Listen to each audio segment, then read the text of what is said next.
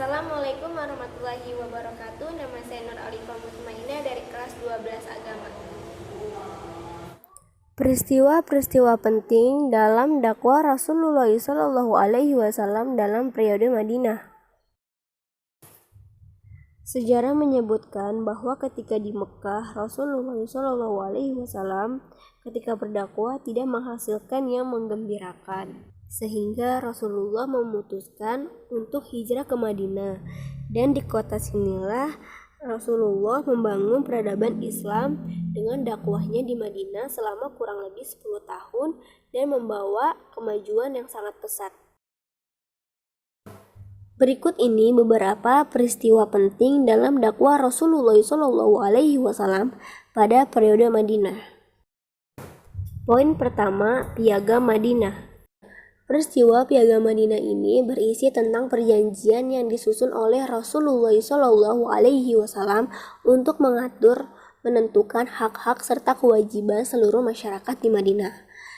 Latar belakang dari peristiwa ini adalah karena adanya perselisihan antara kaum Yahudi dan kaum kalangan orang-orang Islam, yaitu Muhajirin dan Ansor. Lahirnya Piagam Madinah ini yang diperkirakan kurang dari 2 tahun Rasulullah SAW tinggal di Madinah, dan para sejarawan mengatakan bahwa Piagam Madinah ini sebagai konstitusi tertua di dunia sepanjang sejarah.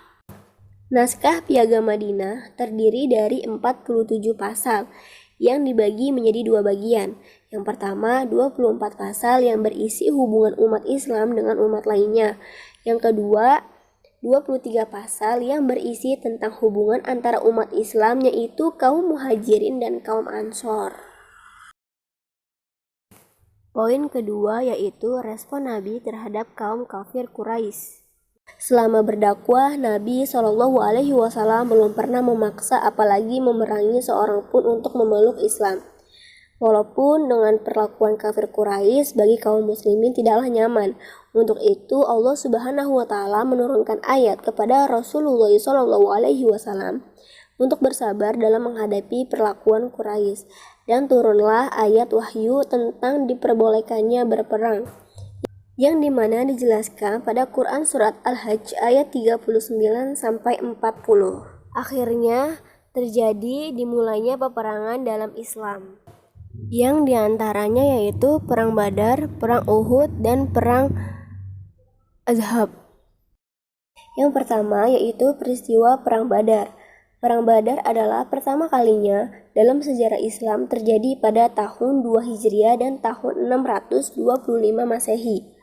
Kala itu pasukan kaum muslimin sedikit yang hanya berjumlah 313 orang, sedangkan kaum Quraisy ada 1000 orang. Dalam peristiwa ini, Allah memberi pertolongan kepada kaum muslimin dengan diberi turunnya hujan, sehingga kaum kafir Quraisy terasa hujan tersebut sangat lebat dan tidak berani untuk memerangi kaum muslimin. Sementara itu, bagi kaum muslimin, hujan hanyalah terasa gerimis, sehingga membuat kaum muslimin untuk nekat memerangi kaum Quraisy. Dalam peperangan inilah umat Islam memperoleh kemenangan yang pertama kalinya. Yang kedua, yaitu peristiwa Uhud. Peristiwa Uhud atau Perang Uhud ini terjadi 1 tahun setelah Perang Badar. Perang ini terjadi di Bukit Uhud. Saat itu, perang ini terjadi karena kaum Quraisy ingin membalas dendam terhadap kaum muslimin, karena perang sebelumnya kaum kafir Quraisy mengalami kekalahan, dan mereka membuat strategis pada peristiwa ini. Pada peristiwa ini juga Allah memberi pertolongan kepada kaum muslimin, dan sebenarnya pada peristiwa ini kaum muslimin mendapatkan kemenangan.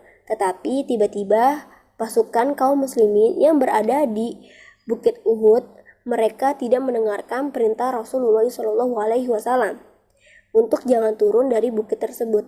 Tetapi mereka melanggar dan akhirnya mereka turun karena mereka terbuai oleh harta rampasan, sehingga kaum muslimin berhasil diserang balik oleh kaum kafir, dan akhirnya kaum muslimin mengalami kekalahan pada perang Uhud ini. Yang ketiga, peristiwa Ahzab. Peristiwa Ahzab atau Perang Ahzab disebut juga Perang Khandaq yang terjadi pada bulan Syawal tahun kelima di sekitar kota Madinah bagian utara. Pada peristiwa ini, kaum muslimin dan Rasulullah SAW memakai strategis dengan memasang parit di seluruh kota Madinah. Dan ini adalah salah satu usulan dari Salman Al-Farisi, karena beberapa hari kaum kafir Quraisy mengepung kota Madinah, tetapi mereka terhalang oleh parit-parit tersebut. Dan kaum kafir Quraisy hanya bisa mengelilingi parit sambil mencari titik kelemahannya untuk dijadikan pintu masuk ke Madinah. Sehingga pada peristiwa ini Allah Subhanahu wa taala memberikan pertolongan kepada pasukan kaum muslimin dengan menurunkan badai yang kencang kepada perkemahan kafir Quraisy, dan akhirnya kaum muslimin mengalami kemenangan pada perang Ahzab ini. Selanjutnya, peristiwa perjanjian Hudaybiyah. Peristiwa ini terjadi pada tahun ke-6 Hijriah ketika Rasulullah SAW dan kaum muslimin hendak ingin berpergian untuk menunaikan ibadah haji.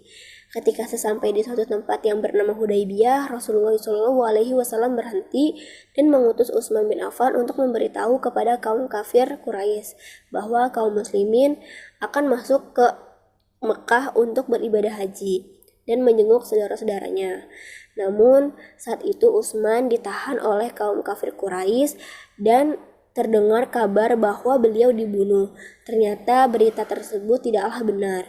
Tidak lama kemudian, utusan dari kaum kafir Quraisy yang bernama Suhail bin Amr datang menghampiri kaum pasukan muslimin. Dan disinilah akhirnya terjadi perjanjian Hudaybiyah.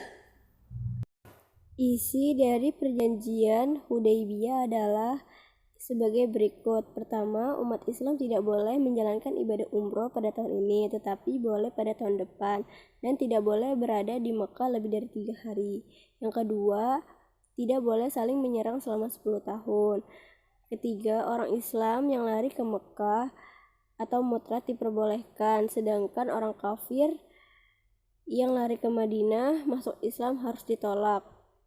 Keempat, suku Arab yang lain bebas memilih ingin bergabung kepada Rasulullah ke Madinah atau mengikuti kafir Quraisy ke Mekah.